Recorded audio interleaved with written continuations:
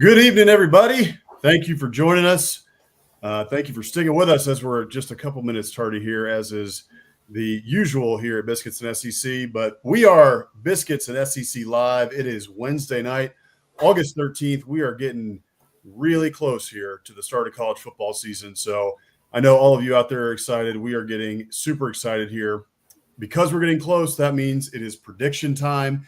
We started our predictions last week with win totals, as well as looking at a pivotal game for each team. And we'll do that again this week. We'll look here this week at Arkansas, Georgia, A&M, and Mizzou. And we also had some interesting news out of the SEC with John Mateer and some interesting things going on there, which we'll get into, and also some big news out of Tuscaloosa that we'll touch on as well. So glad to have you guys with us. Thank you guys for joining us tonight. Hammer, how we doing?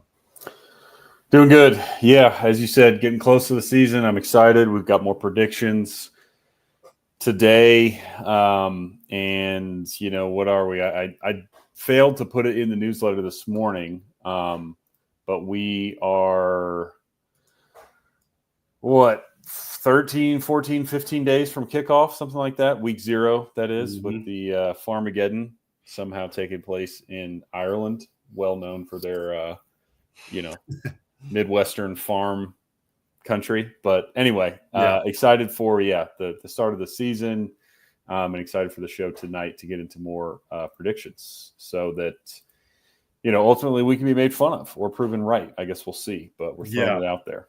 Definitely, no doubt about it. It'll go both ways. Some of these I think will be proven right, and others we are going to look like total fools. But that is how this goes in the prediction business here. Before we get into it tonight, sign up here for the Morning Biscuits newsletter. Go to biscuitsandsec.com/newsletter. Free to sign up. Everything that you need to know about what's going on in the SEC, everything you may have missed. We keep an eye on everything going on Twitter and the news, everything, so that you don't have to. Be sure to go ahead and sign up for that. I write it. Hammer writes it. We switch off depending on the week. During the offseason, in the offseason, it comes to you on Wednesdays. And then during the season, it comes to you on Mondays and Fridays because there's just so much news, injury reports, et cetera, flying around. So we're about to switch here, getting up soon to our 2 days a week cadence. So be ready for that. But we're hitting a lot of new subscribers here, so we hope that you guys will subscribe to it. And then later in the show, I will let you guys know one of the big readers from the national media, actually, who's been reading Biscuits and SEC for a long time, the Morning Biscuits newsletter. And we have a big announcement, so stay tuned for that a little bit later in the show. But all right, let's rock and roll, Hammer. We had a big news story pop yesterday on Twitter. I don't know exactly who it was that broke this story first. I was watching that SEC podcast with SEC Mike and cousin Shane earlier today, and they made it seem like it was one of those anonymous accounts, like a Richard G. West, who is an esteemed reporter on Twitter. So I actually don't know how this got broken, but it seemed to have a little bit of veracity. And we're talking about Venmogate here with old Blackjack John Mateer. So what was we love nicknames here at Biscuits and SEC, Boss Man and Hammer, obviously, and we try to. If there's a fun nickname out there, we're going to hit it. So he is now Blackjack John Mateer from now on. I've heard Moneyline Mateer going around as well. That's pretty good too. All right, so give me your take on this. What were your thoughts on it? And is John Mateer a criminal? And for how long is he going away? So I did write the newsletter this morning. So I was looking into this. There's a big section in the newsletter. It was the lead story this morning. So I looked into this. I don't know who first broke it either. I do think it was kind of, maybe somewhere from the burner verse. This is not a wild opinion. I've heard most people, second this, but I don't think it's a big deal. I think it is pretty clear that these are jokes, bad jokes, certainly. Again, if you're playing college football and it's against the rules to gamble, probably not wise to make your Venmo transactions public where you're joking about gambling, but I think it's pretty clear they're a joke. And I also think that the reason I think they're very clear that they're a joke, first of all, is, nobody's that stupid. You can't be that stupid to put that out there legitimately. But second, I don't know if you saw the screenshots of some of his other Venmo transactions. One of them was, quote, turning gay. I think it's pretty clear. Several years ago, John Mateer and his friends were just sending out ridiculous taglines in their Venmo transactions. So he's got the evidence, I would say, to back it up. If you look around at his other transactions where it's like, hey, yeah, clearly I was not being serious here. And, I'm not actually gambling on USC versus UCLA or whatever the specific game that he had in the tagline was. That's my take on this. I do think, though, the only thing I will add is I think for Mateer and frankly anybody else in a similar position to him or that's thinking about transferring from a Wazoo-esque, G5-esque team into the SEC, like, welcome to the Thunderdome. Everything is going to be combed through. These people are nuts. Mike, so clearly a joke, but again, just hide your Venmo transactions, make them private, because people are going to find it if you are a QB1 in the SEC. Yeah, I mean, that's exactly right. I mean, it's almost like politics. It's a blood sport here, and everything's, like you said, everything's going to get combed through. Your old tweets from 2011. We remember that with like Kyler Murray and multiple other players now. And not only that, but you saw John Mateer, all this stuff comes out, and then everyone starts going and looking through, like, everyone went to their quarterback to see, oh, does Marcel Reed have his Venmo transactions public? Well, Arch Manning does, and Arch Manning's got some crazy stuff too. I know. So Arch had some really crazy stuff. He had some crazy stuff, and it was hilarious. I mean, I was cracking up looking at Arch's. And the other part, I saw somebody say this, and it was like, this is the differentiator between, you can tell the people that have friends, the people that don't have friends, and the people that have friends all look at this and laugh because they're looking at these transactions like, oh yeah, I've sent like 10 at least that are very similar to that. So here's the graphic. Blackjack John Mateer right there. His new calling card there is the Jack of Spades. So we're going to be using that, I think, throughout the season, especially if he starts balling out. But Blackjack John Mateer here, that is the one transaction there, that second one, the sports gambling. You mentioned it, UCLA versus USC, that has people kind of honing in like, if you're okay, we can probably get past it, the sports gambling, Flowers, etc., all the ridiculous ones that he was sending as well. But sports gambling, UCLA versus USC is pretty specific. So sounds like, according to Pete Thamel, he said that OU officials are looking into the situation after finding out about it late last night and plan to be proactive and exhaust every avenue. So, okay. And then you can see here the statement on the right there from John Mateer. The allegations that I once participated in sports gambling are false. My previous Venmo descriptions did not accurately portray the transactions in question, but were instead inside jokes between me and my friends. I have never bet on sports. I understand the seriousness of the matter, but recognize that taken out of context, those Venmo descriptions suggest otherwise. I can assure my teammates, coaches, and officials at the NCAA that I have not engaged in any sports gambling. Okay. I guess we take him at his word. I'm with you. I think nothing is going to come of this. I think it's all pretty ridiculous, and that he was just having fun with his friends. So I expect John Mateer to have a great year this year. I expect this to be a small bump in the road. But it is kind of annoying if the NCAA does open some stupid investigation, which is very possible here. They kind of have to. I don't see why they wouldn't, Yeah. It could hang over this team for, 3-4 weeks. Could it be 6 weeks? The NCAA is not known for acting in a quick manner. So hopefully this doesn't drag on. I put the Texas one down there, as we mentioned, Arch Manning's Venmo history.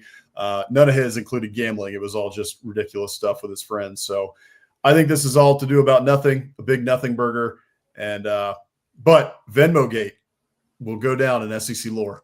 It will. As we said, from henceforth, everyone's Venmo history will be checked, and everyone who is a high-profile player in the SEC will be told by their coaches, make it private. Don't let anybody see it. Don't say anything stupid. It'll be treated just like any other social media thing, where I guarantee you all these staffs are telling their players, don't tweet dumb stuff. Don't say dumb stuff. Clear your history, whatever you have to do. But don't bring any of this attention onto yourself in our program. So, just add that to the checklist of things you have to be aware of if you're in the SEC. Yeah, no kidding. By the way, a couple days ago, I locked down my Venmo transaction history just because I'm sure I don't even know what's in there. It's pretty normal stuff, I think. But every once in a while, I was sending. If you're in a fantasy football league, you're sending some crazy stuff as a joke to your friends. Yeah, that's just. I think everybody knows that. So I actually saw something funny too to close this out from the Arch and Texas perspective. So yeah, not only was his transactions screenshotted and shared, and there were some pretty ridiculous ones, but he apparently also I guess sort of similar to what happened with A&M and Jim Schlossnagle when Aggies found his Venmo and kept requesting money from him. Somebody requested Arch. It was like $50 or something, and he immediately denied it. So he was very aware that his Venmo was going viral, and immediately somebody requested like $50, and he just denied the request. That is too funny. All right. Hopefully this gets behind John Mateer and the Sooners very soon. But one thing that is actually in front of the folks in Tuscaloosa, how about that for a segue? Getting better at them. Ty Simpson got the nod in T-Town. And according to Ryan Grubbs, it sounded like in his press conference, I wasn't able to watch it, but I heard a little bit come of it. He said it really wasn't particularly close, that Ty Simpson took the job. He won the job outright. So looking at it's pretty much been thought that Ty Simpson was going to be the starter. It was pretty much presumed throughout the offseason. Most of the folks you talked to around Tuscaloosa, our friends at Tide Talk Live, and Jake Thomas as well for Bama After Dark.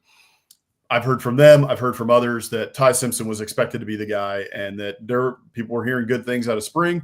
People were hearing good things over the summer and then through fall camp. And now we see that he's the starter. So what is anything to add on that? Anything that you thought once Ty Simpson was named the starter? Not a ton. I mean, as you said, we've been expecting this for a while. Not just from what we've been hearing out of spring and fall camp that it was Simpson's job, but as you and I have talked about on this show, the fact also that he did not transfer. And this cycle, at least, Kalen DeBoer did not bring in another transfer, right? So he did last year when he came from Washington. He brought his backup, Austin Mack. But this go around, he did not pursue anyone in the portal, meaning he was comfortable with what he had. So that felt like, if both sides are saying we're good to go here, that Simpson was going to be the guy, most likely. And honestly, just on that front, I'm excited to see him. You sort of forgot about him because he's been there for so long and really never played. Kind of a Garrett Nussmeier-esque story, right? Where he's been a name that you've heard of. He was a high-profile recruit, and I'm pretty sure this is his fourth year on campus, and he's essentially ridden the bench for 3 years. So I respect guys when they do that, when they sit the bench after being a 5-star. I mean, Simpson was a top 40 recruit. I mean, easily could have gone somewhere, gotten a payday. I guarantee you teams like, Kentucky, who's searching for a quarterback every year, have at least tried to reach out to Simpson, or guys like that. And obviously he wasn't interested. So that's the type of guy that I root for, somebody that bides their time and, does things the right way, I guess, if you want to say that. So, I mean, hopefully he does well. I think he probably will because, again, not only does he have the physical traits, he's been in the system, the current system for a couple of years. He's been on campus for going into his fourth year. But I also think that Austin Mack and Keelan Russell, maybe not Russell just since he's so raw and young, but Austin Mack is probably a pretty good quarterback in his own right. So the fact that Simpson's beating him out lends me to believe that he's probably very much ready to take on this job and is poised to have a good season. Yeah, I think that's right. I think that we've become so accustomed to, instant gratification, especially when it comes to a 5-star, right? I mean, I'm looking at Michigan this year with Bryce Underwood, and there are many, many examples, throughout the years of 5-stars who are expected to come in and contribute right now. And some of those guys do, a lot of those guys don't. And it's really good, I think, from a program perspective, when you can stack that sort of talent and then when those guys stay. And that is super rare in this era. And you mentioned one, Garrett Nussmeier, who did that at LSU, and he came out and had a really good year in his first year. Could have been a little better, obviously, but for the most part, he was in the upper echelon, of quarterbacks in the SEC. And folks in Tuscaloosa are expecting that out of Ty Simpson this year, having been in DeBoer's system now for 2 years, on campus for 4, as you mentioned. The only thing that gives me a little pause, and I made this graphic up here to talk through it for a second. He's been in 16 games, not started any of those. But passing, he's only thrown 60 passes total, 58% completion percentage, 381 yards total. Hasn't thrown a TD, hasn't thrown an INT. And then people don't sleep on his legs. He actually, in high school, he had 850 plus yards on 92 carries and 11 TDs in his senior year. So he can move a little bit. I wouldn't say he's Jalen Milroe necessarily, but I think he's going to be one of those guys that, if necessary, he's going to be able to scramble a little bit. But I think generally he's going to want to rely on his arm. And in high school, he threw for 2,827 yards, 41 TDs, 3 INTs his senior year. That's pretty dadgum good. And that's why he was a 5-star and the Tennessee Gatorade Player of the Year coming out of high school. So, you look back at some of his highlights and such, go on YouTube and check out his highlights from high school. The kid was slinging the rock. He was the second best player in Tennessee in that cycle, and he was the 3rd best QB in his class. So a lot of potential. Not all 5-stars make it. Not all 5-stars pan out. Blake Barnett, anyone. But there's a lot of hype around him at this point, a lot of optimism around him. And I even though there's a lot of unknowns here, I think it's justified. I don't think we'd be hearing from those coaches, hyping him up as much as they have, and also fans in Tuscaloosa, if there really wasn't something there that folks are seeing. So I'm excited to watch him, especially here in the first few weeks. Yeah, no, I totally agree. So yeah, I think they're in a great position, and I'm excited to see what he can do. And I think if he has a good year, likely won't change many people's minds, but I would love to see, if he has a good year, sort of him or a Nussmeier being example to younger players of, hey, you can stick it out for a couple of years. You don't have to transfer all the time or do the 3 years and done and go to the pros. Just if you're in a good spot in a good program such as Alabama or LSU, like, bide your time, wait your turn. Mac Jones did it. He became a first rounder, won a national title. So it can be done, even if you're a high profile recruit. Yeah, I think that's right. And then just to check in, we did our Bama predictions last week. Both of us had Bama at 10-2. So we both have to believe in Ty Simpson enough to get them to 10 wins. And I think they're going to be able to do it. So you check to their schedule right out of the gate there. That's Florida State. Florida State's an old blue blood. I mean, okay, we know 2-10 last year. They weren't very good. Nobody really knows what they're going to look like this year. Thomas Castellanos, their quarterback from Boston College, has been talking a whole bunch of smoke. Yeah. So right out of the gate, you're going to have Ty Simpson and Thomas Castellanos being juxtaposed next to each other to see who's going to come out on top in that game. I personally believe it's going to be Alabama. I don't think FSU is going to be that good this year. But then you also have a Big Ten opponent in Wisconsin on September 13th.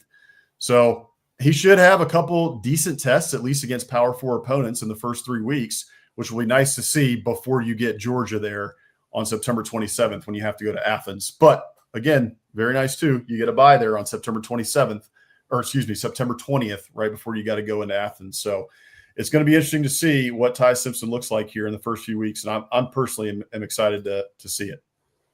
Yeah, agreed. All right. It is, we got plenty of predictions to get to. So we wanted to just quickly get through the news of the week. But before we get to our big prediction segment, we are brought to you guys by the Steer Agency. Football is all about strategy, just like winning in business, whether you're dialing up the perfect play on Saturdays or looking to dominate in public affairs, PR, or digital marketing. You need a team that delivers results. That's where the Steer Agency comes in. They craft winning strategies that get you seen, heard, and ahead of the competition. Don't just play the game, control it. Visit thesteeragency.com today to take your brand to the next level. Okay, thank you to the Steer Agency for sponsoring tonight's show. If there are any of you out there who are interested in sponsoring either the Morning Biscuits newsletter or sponsoring Biscuits and SEC Live or a segment of the show, we would love to work with you, especially if you are within the SEC footprint. So be sure to reach out to us. You can DM us on Twitter, on Instagram, or you can also reach out to us, contact@biscuitsandsec.com to partner up with us. And we would love to talk with you. Okay. Last week, I mentioned it a little bit. We talked about Alabama. We talked South Carolina, Florida, and Auburn. I had South Carolina at 7-5. Hammer was a little bit, thinks they're going to be a little bit better than that. Hit 8-4, but take a step back from last year's 9-3 mark. Florida there, I've got them at 7-5. I think they're going to have a decent year this year, but that schedule is brutal. Hammer had them at 6-6. Bama 10-2. We both agree that they are likely to be in the SEC championship game. And then Auburn, I had them at 6-6. Probably going to be another tough year on the Plains, even though they are a little bit more talented. And Hammer had them at 7-5, thinking that that talented roster is going to be able to help the Tigers break through going into 2025. So, okay, 16-16s.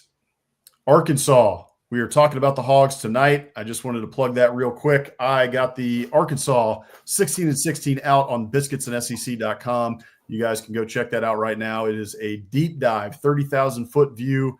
Overall, look at the program. We look at NIL money. We look at facilities. We look at stadium improvements. We look at recruiting. And we also then look at what happened last year, what went right, what went wrong, and then what to expect going into this season and what it all means for the 2025 season. So I encourage everyone there to go give that a read. And now we can start right off with the Hogs. This is the Hogs 2025 schedule. A couple of potential trip-up games there. There's a lot of toss-up games, a lot of lean loss kind of there. Over-under is at 5.5. So these right here were our predictions. I've got the Hogs going 6-6. My pivotal game is the Memphis Tigers, and I'll explain why here in a minute. And then Hammer, you've got them at 5-7, which probably doesn't mean that Sam Pittman keeps his job. And your pivotal game there is Ole Miss. So I will let you start us off. Walk me through your thinking here with the Hogs at 5-7 and why their pivotal game is the Rebs. Yeah. My 5-7, to take us back. So the over and under, I think on Arkansas, at least when we did our over and unders, was at 5.5, and I did go under. So with using that sort of as my guide, I kind of went through the schedule and looked over some things and said, all right, is there anything that has changed my opinion? Do I think that they'll actually get over that hump and get to a bowl game? And ultimately, I just couldn't come up with anything. I think, the turnover on Arkansas's roster is big time. The transfer portal, the guys they lost, the guys they brought in, I struggle with that blueprint, especially for a program like Arkansas. We've seen it work in some instances. Ole Miss has done quite well there. Florida State is a good example of it working great one year, terribly the next. A team like Arkansas, with the number of transfers they brought in, I have a hard time believing that that's going to drastically improve their team. Now, that said, and we talked about this on the over-under, I really do like Taylor Green. Mm-hmm. And they return a good amount of production on offense. I think it's 65% on offense. So I think the offense will be pretty good in year 2 under Petrino, but I definitely worry about the defense. And as is typical for Arkansas and anybody in the SEC, but Arkansas in particular, it seems like always gets shafted with the schedule. And give them credit for scheduling Notre Dame out of conference. But if I'm Hunter Yurachek, I'm not doing that, because you're fighting to get to a bowl game every year, fighting to win maybe 8 games, 9 on a good year. Yeah. Again, I love it as a fan, but if you're just trying to win ball games, then that is a tough thing to schedule. So it'll be a great atmosphere in September. I'm not saying Arkansas doesn't have a chance. I think they definitely do, especially depending on how the earlier slate goes. But That's tough when you have an at Ole Miss, at Tennessee, A&M, Auburn, Mississippi State, at LSU, at Texas, and then home against Missouri, SEC slate, and add in the runner-up from a year ago and what appears to be a consensus top 5 team to begin the year in the coaches and AP poll. That's a gauntlet. So I just looked at the schedule and I saw too many losses. In terms of the pivotal game, I did say Ole Miss just because it's early. And as we've talked about with Sam Pittman, the hot seat conversation is real. And, if this team really stubs their toes early, and even if they beat Memphis, but they lose to Ole Miss, lose to Notre Dame, lose to Tennessee, I just don't really know, especially with all these transfers, sort of the hired guns, so to speak, what the buy-in will be if things start going south. So I really think that at Ole Miss game is pivotal just because, not saying they need to win it, but they need to come out. And Ole Miss has plenty of questions too. So I don't think that game is a guaranteed loss, which is why I put it there. I think Arkansas could win, but it's going to take a really good effort, and they're going to obviously surprise people if they do, but they have a chance to win it. It's on the road. They would start off the SEC 1-0 before traveling to Memphis. So I just think if they get blown out, things can turn south real quick, especially with a road trip to Memphis right after, which is not an easy G5 team, a weird road trip. So I think that is a pivotal game for them, at least to be competitive, keep it close, and kind of, just keep that team together, believing in what their, whatever their goals are. I'm sure they've been talking all offseason about them. If you go on your first road trip in week 3 and get the doors blown out, then a lot of that goes by the wayside. So I'm looking for a competitive game there to at least kind of keep things rolling early in the season. I had them at 6-6. I talked myself out of 7-5, by the way. And I looked at this schedule and I just thought, okay, yeah, Notre Dame is tough there. Memphis is tough in the out of conference, and it's a gauntlet of a schedule, no doubt about it. Especially when you start the season off with 3 straight road games, two in the non-con, and then 1 with Ole Miss. But I also did, because I did this deep dive, the 16-16. I looked at, they were close in multiple games last year, very close. They came close in the A&M game, right? They came close against Texas. They had 4 different games there where they were within just a couple of points, and they lost 4 games last year by an average of 7.25 points. So they were within a touchdown of a lot of teams, and the biggest problem that they had was they were turning the ball over at a ridiculous clip in those 4 games that they lost by, whether it was 3, 4, 7, whatever it was. The Texas game was 10. Most of those games, they were either tied or had a lead in the fourth quarter, or in the Texas game, they were only down by 3. So they were close, even with all those transfers that they had come in and all the turnover on the roster and everything, all the new faces they were breaking in. Bobby Petrino took that offense from the hundreds to number 10 last year. They lost a lot in the wide receiver room. That's something I'm really worried about. And by the way, Arkansas fans, I'm sorry. Andrew Armstrong was a second-team All-SEC wide receiver last year, and I've been getting him confused with Desmond James. I don't know why.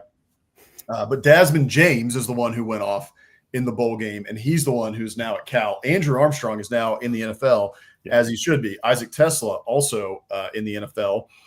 And then Isaiah Satanga is now at Oklahoma. So they lost a lot in that wide receiver room, which is what I'm just a little bit worried, who is Taylon Green going to throw to? Omega Blake looks really interesting. Started his career at South Carolina. Now he went to Charlotte, had a great year at Charlotte last year, had some great highlights, and now he's at Arkansas. So can he, put together a solid SEC season?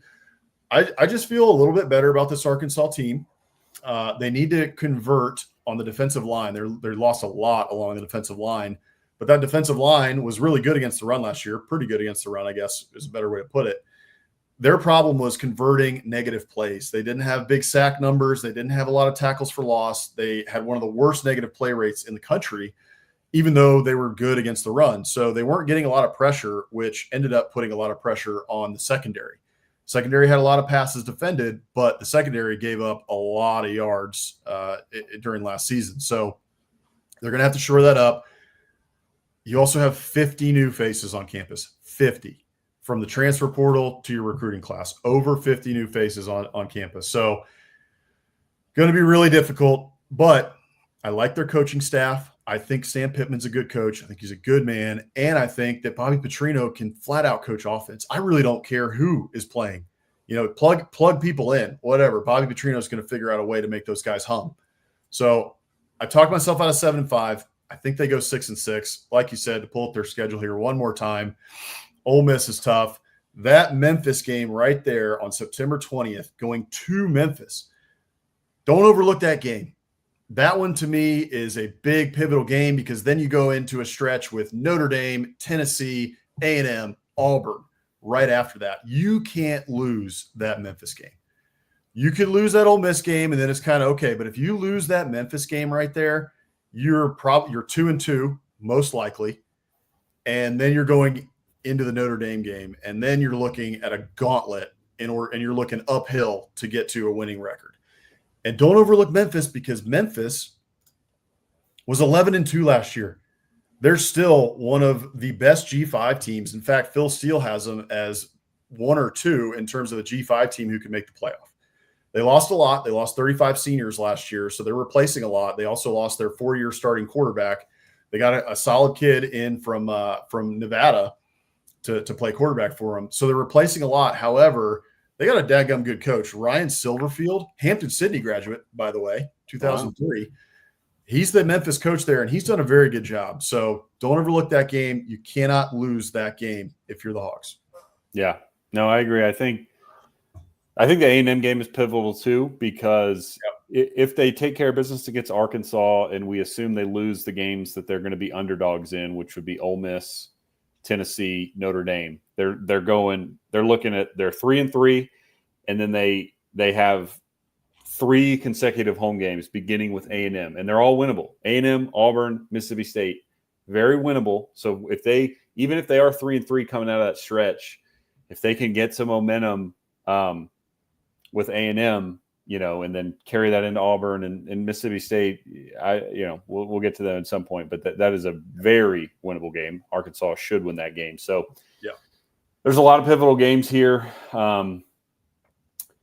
One thing too, to add before we sort of close out on Arkansas, looking at kind of what we're talking about, the transfer portal, the guys that left, they lost their top 4 receivers, 6 of the top 7 defensive backs, and 5 of the top 6 defensive linemen. So a lot of guys need to be replaced. The only other thing I'll add is on the Taylon Green front, very special player. I expect him to have a good season.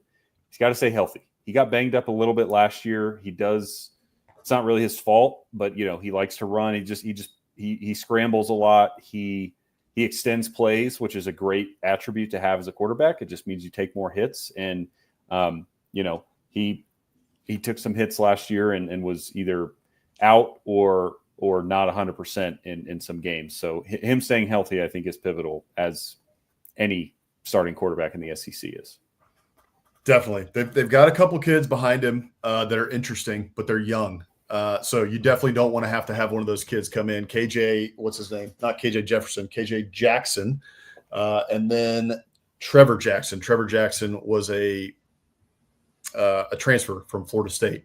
So, but all that to say, you want Taylon Green to stay healthy. If you have to go to one of those kids, it's too early for those kids to be in the game and to really have to lead Arkansas through a major stretch of this schedule, right? You want to have Taylon Green starting every single game possible this season. So I am in agreement with you there. All right, let's get over to Georgia here. We also have the 16-16. Hammer wrote the 16-16 on the Georgia Bulldogs. If there's a Bulldog in this conference, I am going to find a picture of it, and that is what is going to be the header graphic for every one of these. For those who don't know, Boss Man, I'm a huge Bulldog. I just love Bulldogs.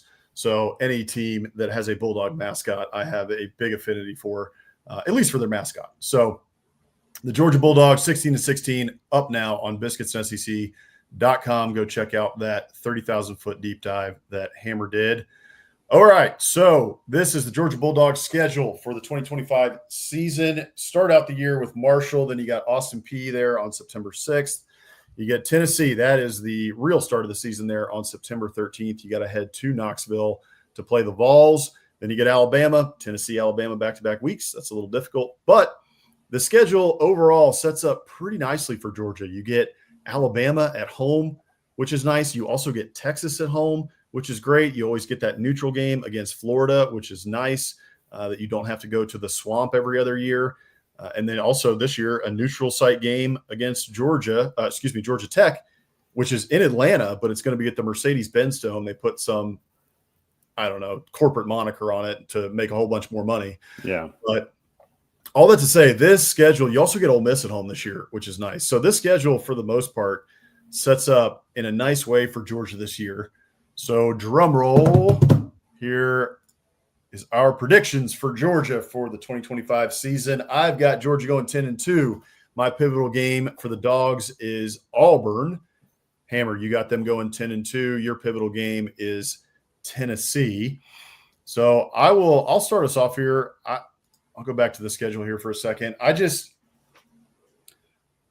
I look at the schedule. Like I said, I think it sets up very nicely for Georgia this year, especially with those Alabama and Texas games being at home.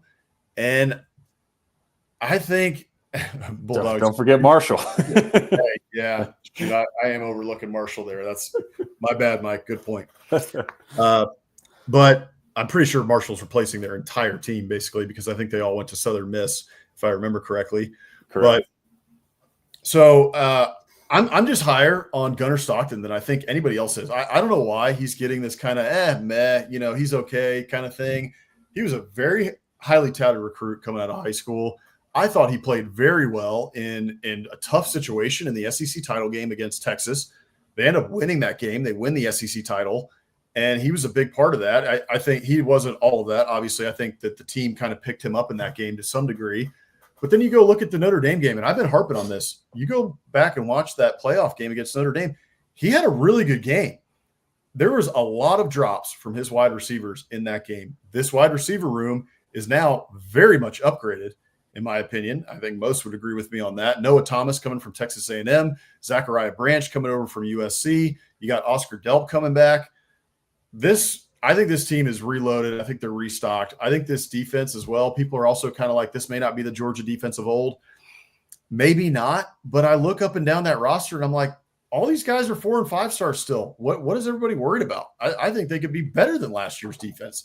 And last year's defense, saw a minor dip in some games, but they also were mean in multiple games, and they looked like the Dogs of old in a couple of games last year, especially. I think about that Texas game in Austin early in the year when they really, socked it to the Longhorns in Austin in DKR.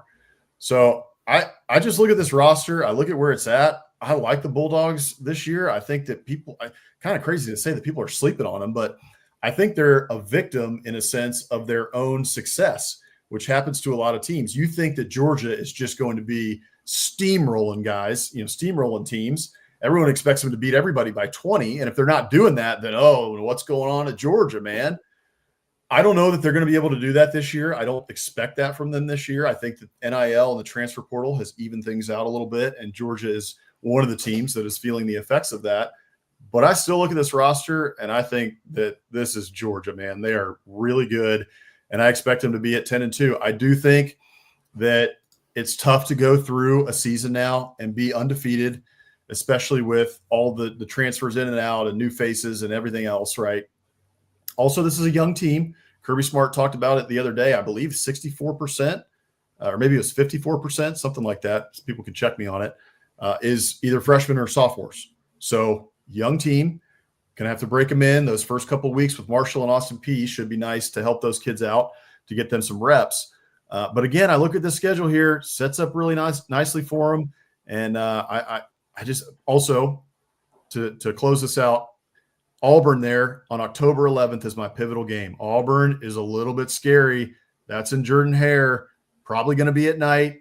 And the Dogs tend to have trouble when they go to Jordan-Hare. So I look right there at that game, and I just think that Hugh Freeze might have a couple tricks up your sleeve, and maybe that's one where Auburn jumps up and gets you. So I don't think Georgia gets through this season without a blemish or two, but I think they're going to be right back there in the SEC title conversation. What are you thinking here on Georgia? Yeah, pretty much lockstep. I think to try to keep it relatively short, I'm not worried at all about the defense. I know they, of course, they're replacing a lot of guys. I think they had 7 get drafted off of last year's defense, but there's a carousel of blue chip recruits. It's Kirby Smart. I trust that they will have a top 10 to 15 at worst level defense. So that's going to obviously help them win a lot of ball games and be in position to win. So to take it, to echo your sentiments on the offensive side, I do think Gunnar Stockton will be pretty good. I think the other thing I'm encouraged about, maybe not encouraged about, but just my belief is there that Georgia will be able to run the ball this year.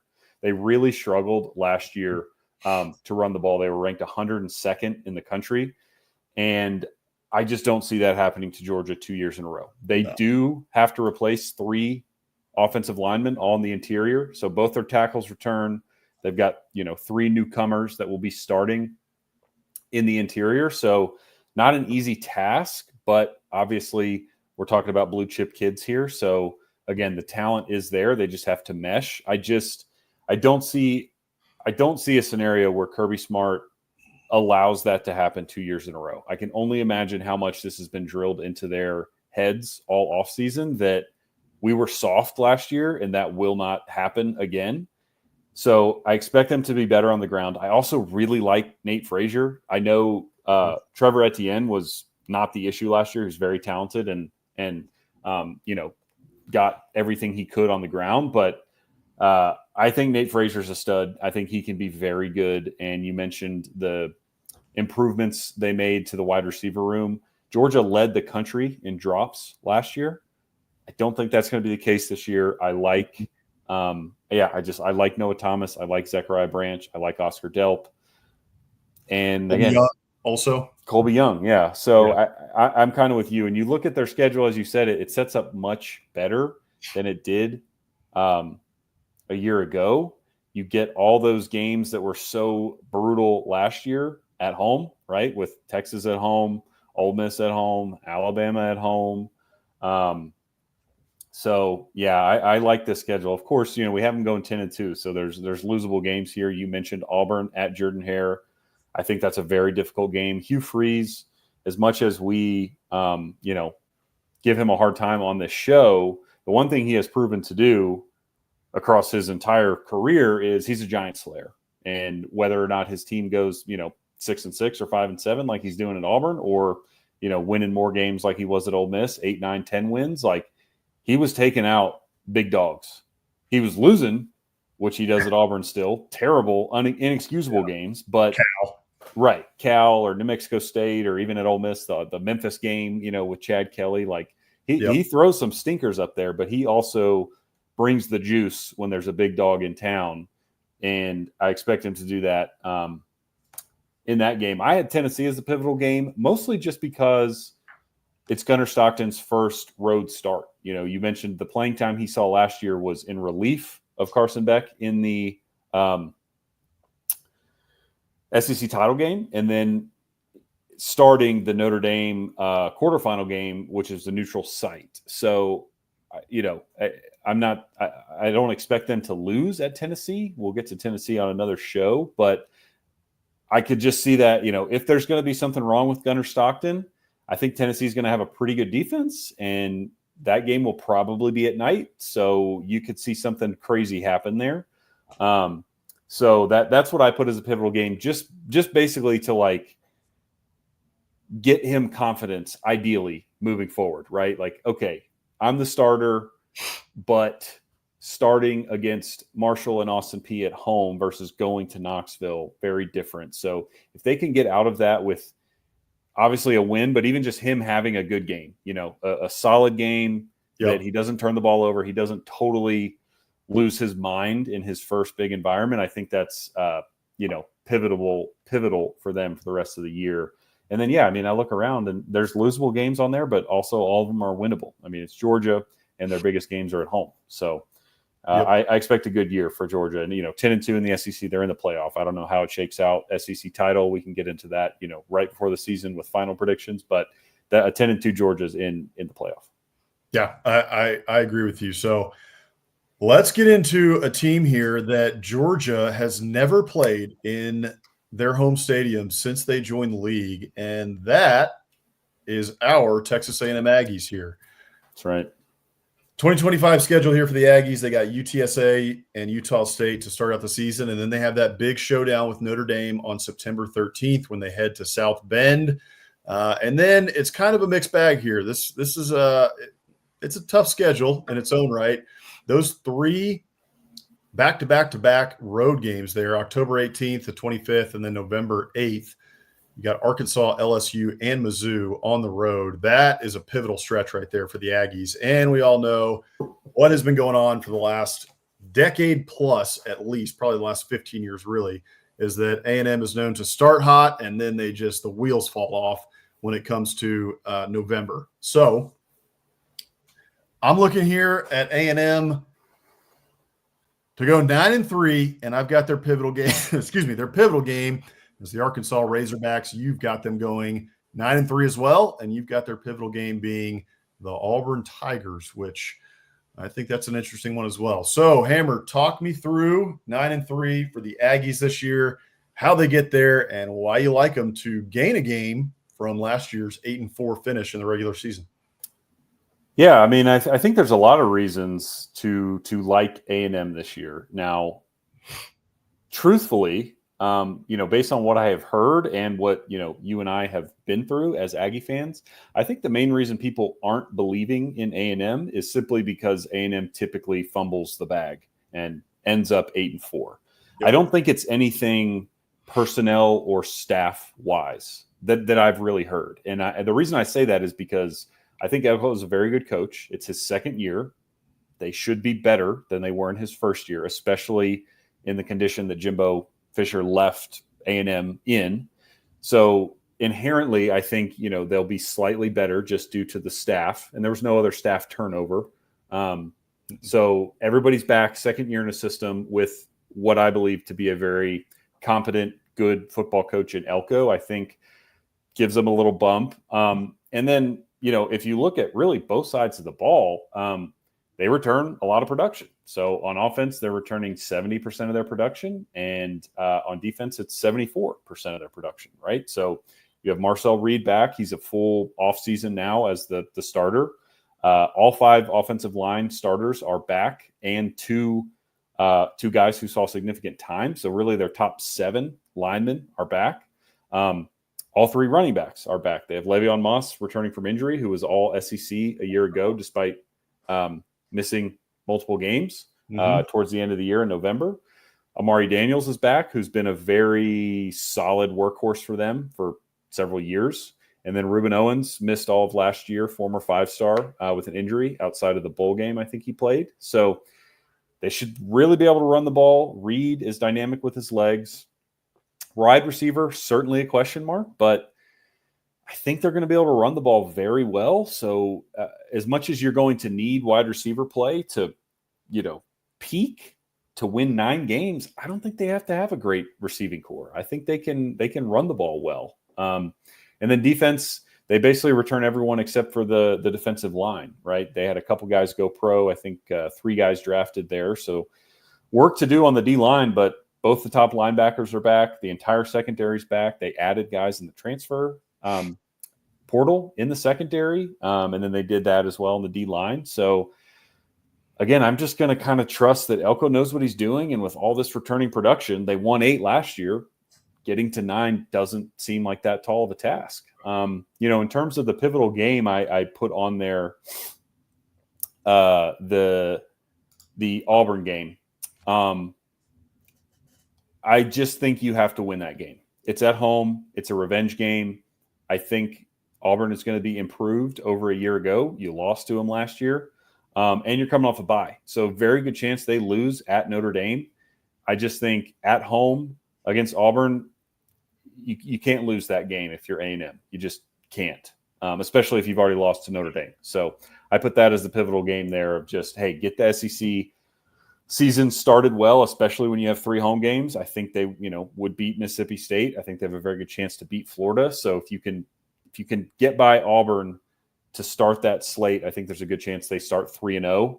And then we'll see what they do from there. But yeah, I think I'm pretty high on A&M. No surprise as an Aggie, but I think 9-3 is reasonable given all the returning production, the staff, everything I just discussed. So Mike agrees with you here. Aggies 9-3 in the playoff hunt, no doubt about it. I'm ready to get hurt again. That is something we say every offseason, Mike. Yeah.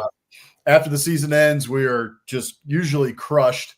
And then when the season starts to roll back around, we start reading the preview magazines. We start buying all the hype. We start watching all these great throws by the quarterback in the fall camp. And then we're all the way bought back in, baby, and we're ready to get hurt again. So, yeah. I agree with you. I think this is the best team I've ever seen in my life. I think they're going to go 9-3.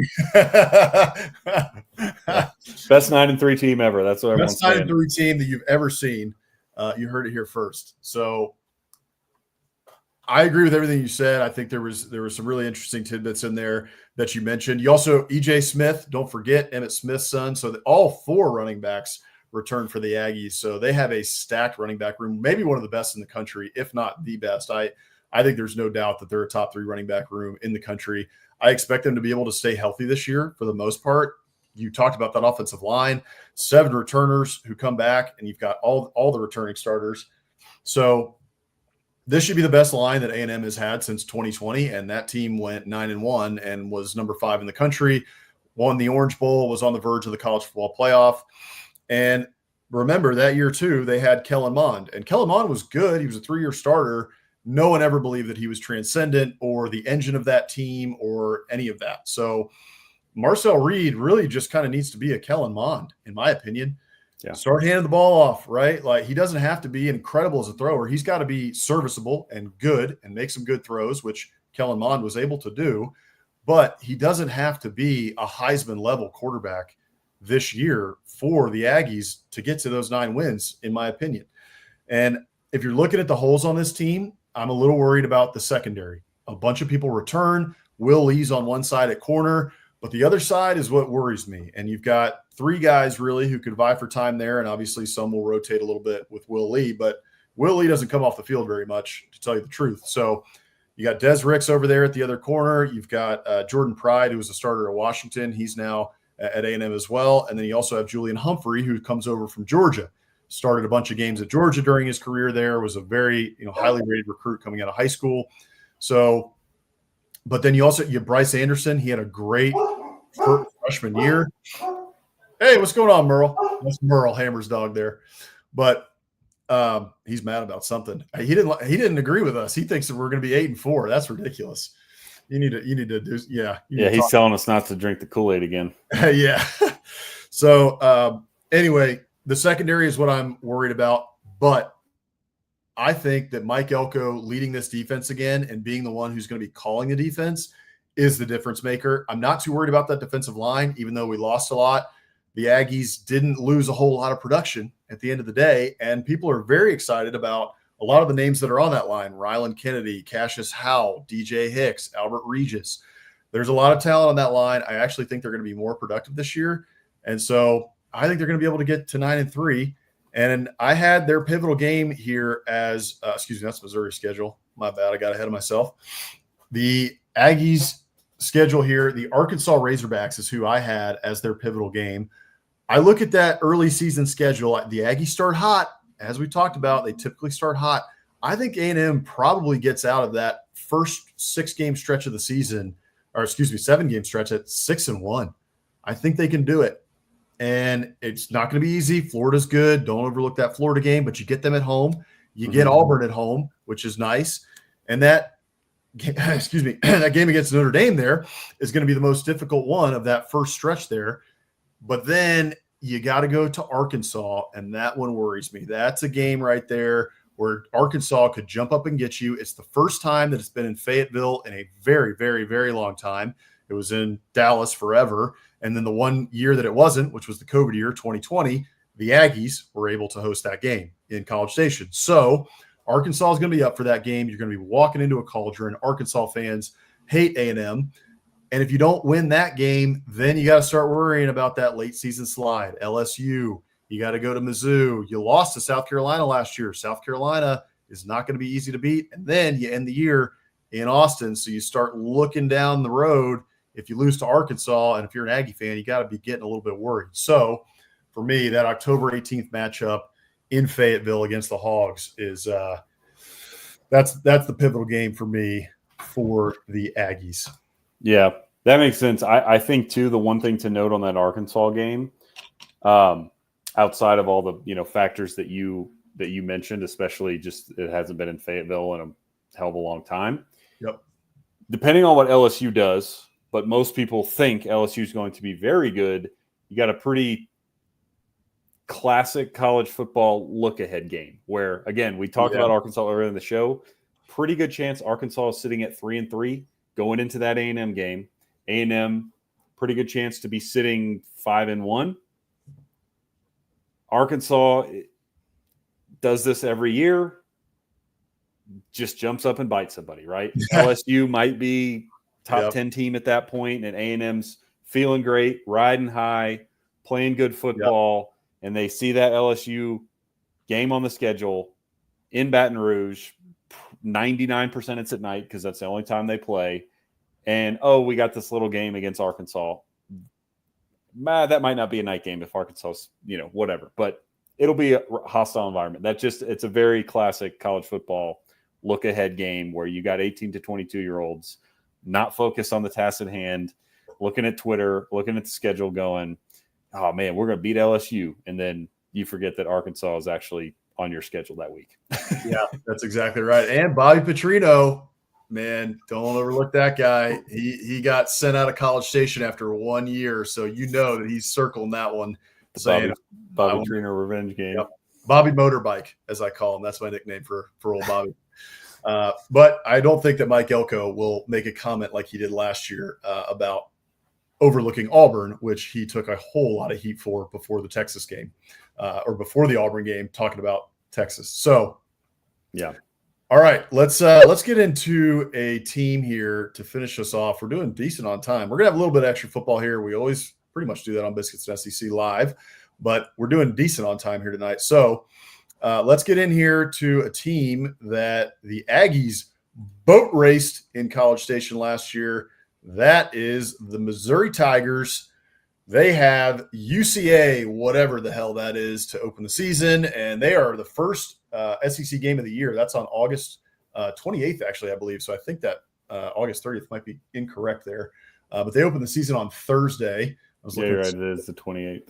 Yeah, so we'll fix that schedule there. But then they have an interesting game. They're reviving the border war with Kansas. Those fan bases do not like each other, so that one's an interesting game there. And then otherwise, it's an okay schedule. It's probably the easiest schedule, frankly, in the SEC overall. Most people say that. They get a bye before Alabama, which is nice. They have 6 straight home games to open the year, which is absolutely ridiculous. I don't know how that's even allowed. Yeah. They only have 4 away games on the entire season, and those away games really aren't that. I mean, okay, Auburn's a difficult game going to Jordan-Hare. It's difficult to go to Norman. It's difficult to go to Fayetteville. But you don't see Alabama on there. You don't see LSU. You don't see Georgia. You don't see some of these really difficult environments on there, though Jordan-Hare, to be fair, is a very difficult environment to play in. So somebody send this to Diego Pavia. What's that? Oh, yeah, someone true. Send this to Pavia. We're gonna... disrespecting the Commodores' home field advantage. That's right. Put me on Netflix. I don't care. No problem. For Mizzou this year, I have them going 8-4. Their pivotal game is the South Carolina Gamecocks for me. Hammer's got them at 7-5 with their pivotal game being Kansas. So I think that's pretty interesting there, Hammer. You got the Kansas game, which is the second game of the year there for Mizzou, being their pivotal game on the year. So talk me through that and how you get to 7-5, which would be a pretty big step back there for Drink, who's gone back-to-back 10-win seasons with a bowl win last year, 9-3 in the regular season. Yeah, so I'll just start with the Kansas thing just to get that out of the way. It's a renewed rivalry. Yeah. Missouri doesn't have – I mean, I know they're sort of the Arkansas thing, but they don't really have a SEC rival. Sure. And So I look at their SEC slate, and there's probably more like pivotal games in terms of what it means for their season. If they lose in week 2 to Kansas, I don't think they will, but if they did, it's not the end of the world, right? They have plenty of time to get things right. And obviously, their SEC schedule is untouched.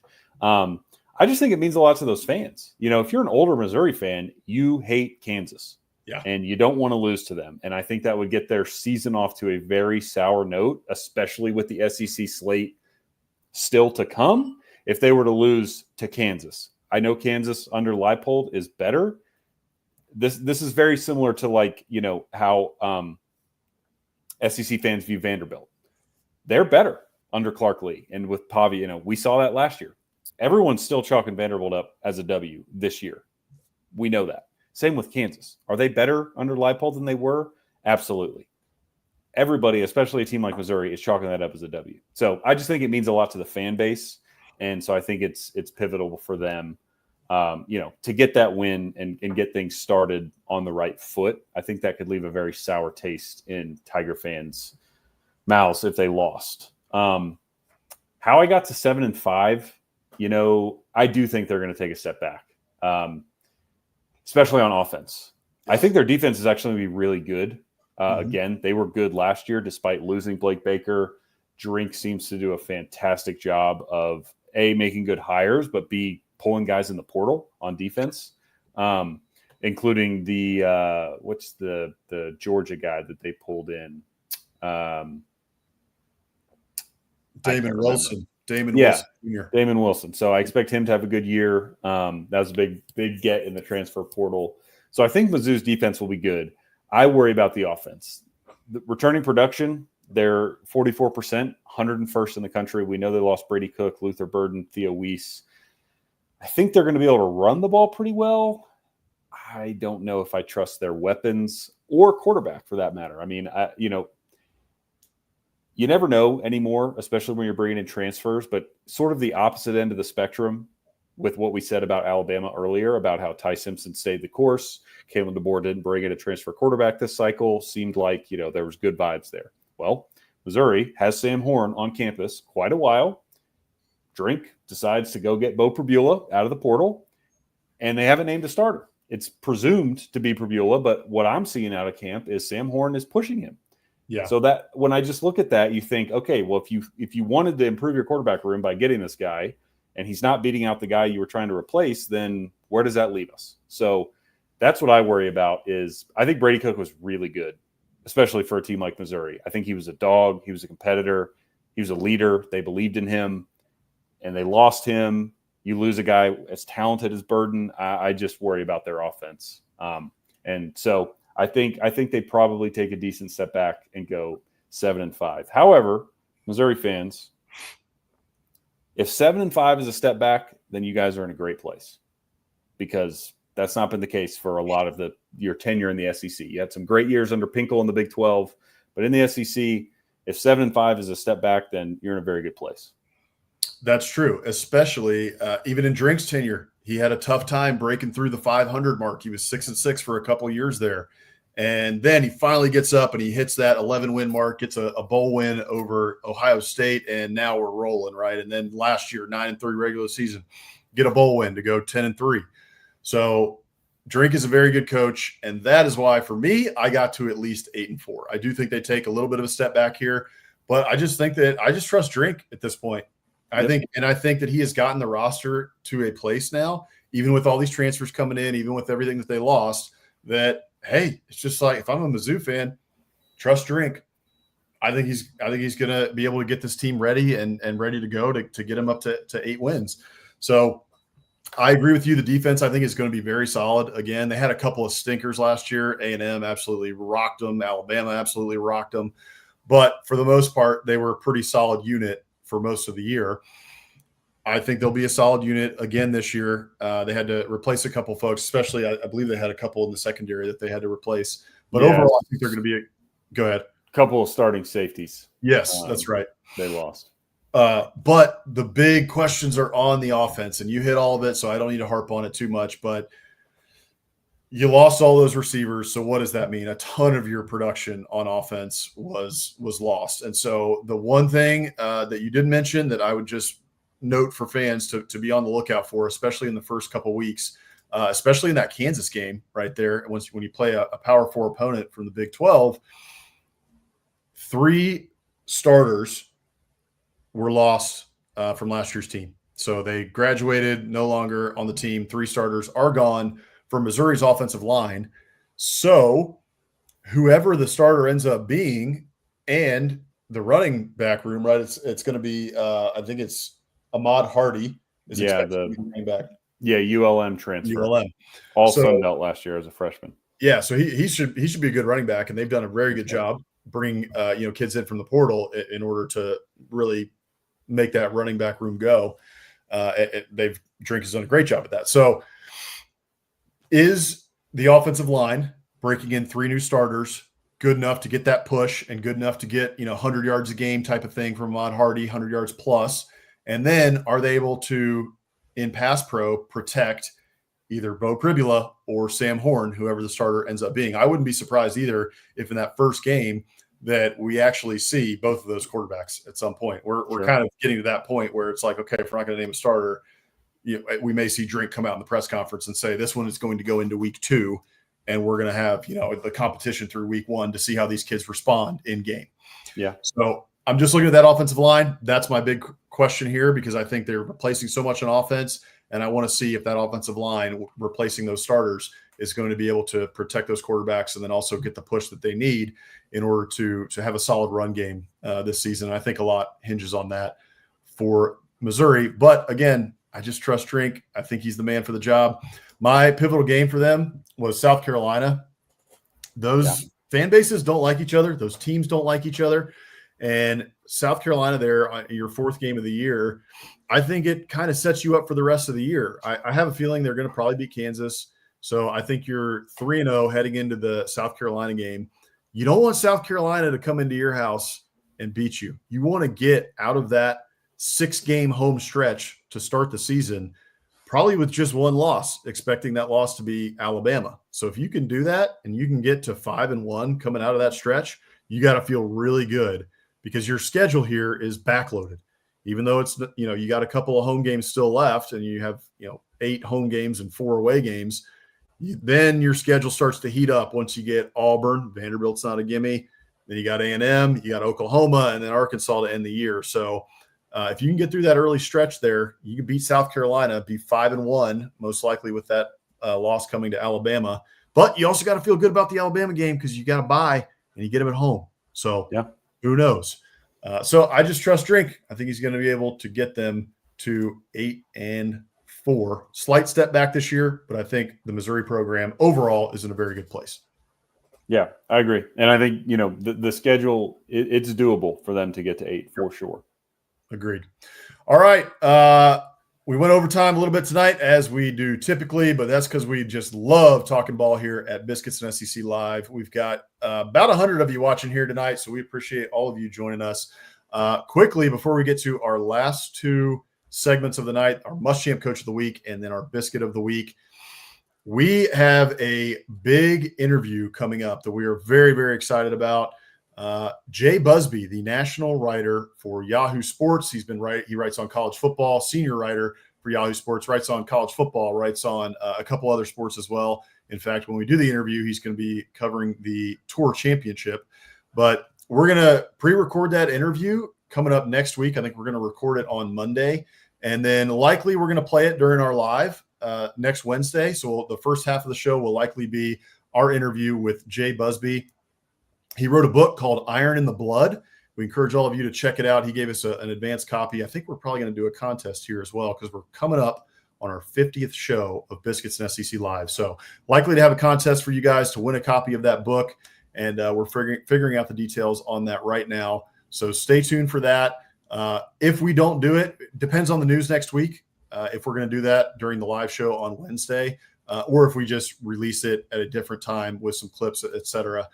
It'll all be based on next week's news. If there's a lot of big news, if we have another Blackjack Mateer situation, the Busby interview may have to be a standalone. But our idea right now is to play it on our live show. So we want to thank Jay Busby for reaching out to us. We're very excited to do that interview here on Biscuits and SEC Live.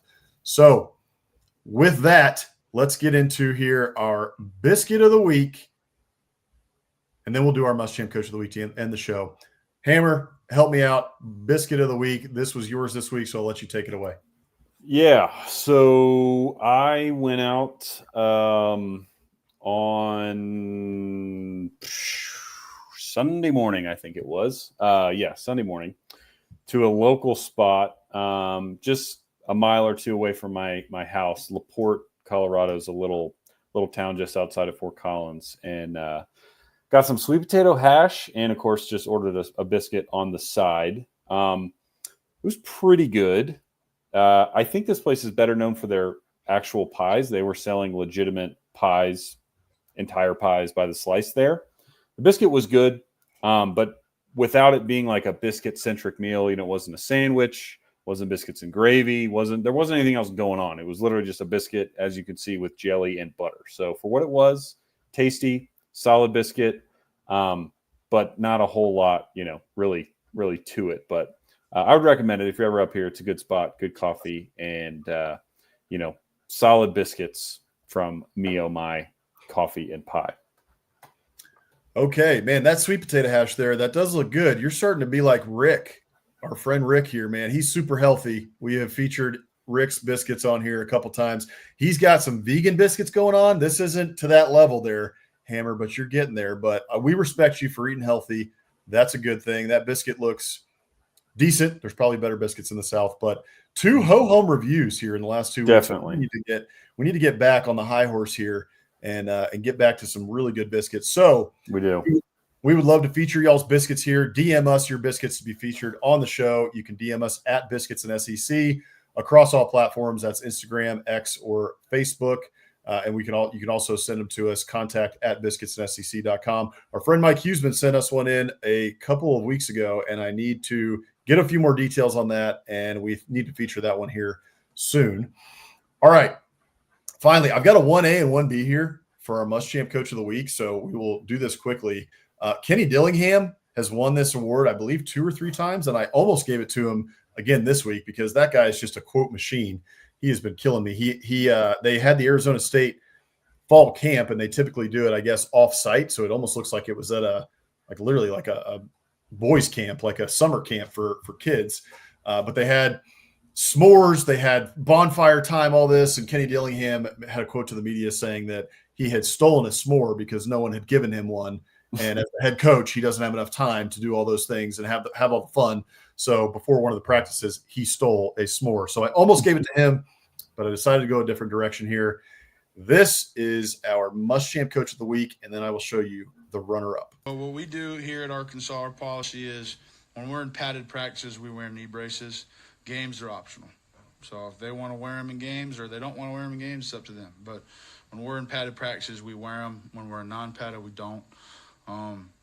If you're asking my personal opinion on it, let's not try to light the world on fire. I think of the movie Forrest Gump, okay? You got little Forrest. He's got these braces on, right? And he's been told, man, you're slow, stiff walker, right? And then the boys start chasing him, and those knee braces pop off, and he's the fastest thing in Alabama. So that's my belief, as I think they're a little restrictive, and we're already the worst athletes on the field, so I would like to not make that even more so. That's Eric Mateos, the offensive line coach for the Hogs. He great quote. By the way, a great movie quote, much better than Dave Aranda's quote from a couple weeks ago when he won Must-Champ Coach of the Week. Yeah. Read that in better, much easier to understand. So that was a fun little quote there from Eric Mateos. So he is our Must-Champ Coach of the Week. Maybe I'm rethinking my 5-7 now. They might be 6-6. They're gonna their linemen are gonna be flying around the field. Yeah, that's exactly right. Watch out for the Hogs up front there in Fayetteville. All right, this is our 1B, and I saw this and I had to play it. This guy's going to Alabama. This one's going to Florida. This one's going to Texas A&M. This one has 20 offers, and we got a bunch of pie caps and Fijis. They're going to be tackling the guys that they're going to be cheering for in a year or two. That's Robert Evans, the head coach at Vestavia Hills High School in Alabama.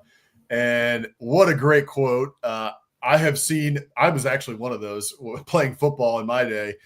I went up against multiple kids who ended up going D1. And I remember looking across the line and being like, absolutely not am I going to be able to tackle that guy. And I ended up being in a fraternity as well. So I was one of Robert Evans's players. And I just thought that quote was hilarious. So props to Robert Evans. Didn't win Muschamp Coach of the Week, but gets the runner-up award. And we'll be sure to send him maybe a Nerds rope or something. Yeah, that's fantastic. Or we'll send him some letters, fraternity T-shirt. Yeah, there you go. Maybe we can do that. So, okay, that is going to do it here for us. A little bit of extra football here, Biscuits and SEC Live. Thank you guys so much for tuning in. We do appreciate it. Please go and check out the rest of the shows on the After Dark Network. You got Offseason After Dark with our friend Mike Huseman.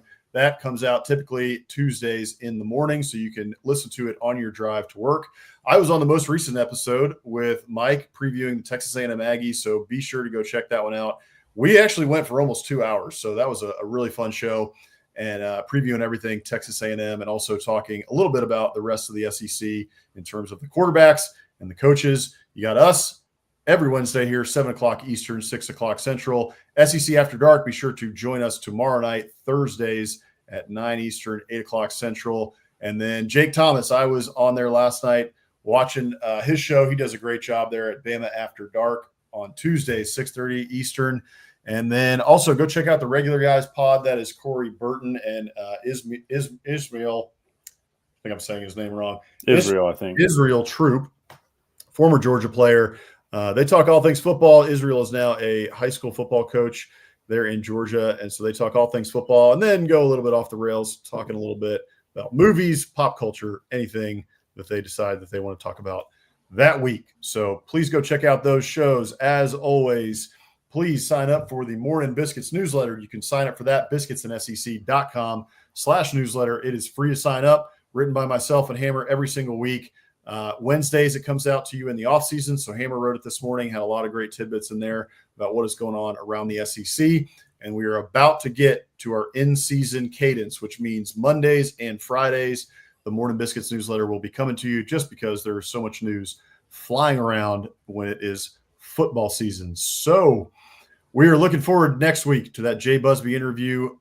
And please go and subscribe to us on YouTube. Hit that bell for the notifications. We're trying to grow our channel over at Biscuits and SEC on YouTube. So please go and subscribe there. Make sure that you never miss an episode every Wednesday night here at 6 o'clock Central. So for Hammer, I am Boss Man. Thank you guys for joining us. We will see you guys tomorrow night for SEC After Dark. Appreciate y'all.